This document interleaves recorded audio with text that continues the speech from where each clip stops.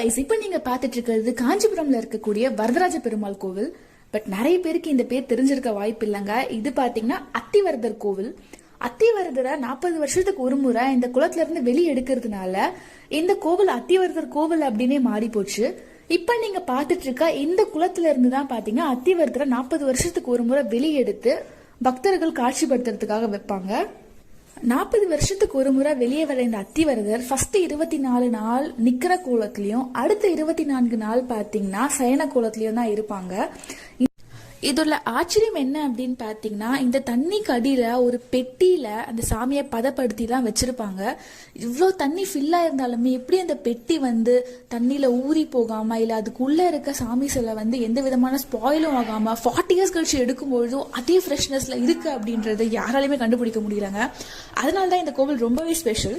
இந்த மாதிரி நிறைய வீடியோஸ்க்கு என்னோட சேனல்ல மறக்காம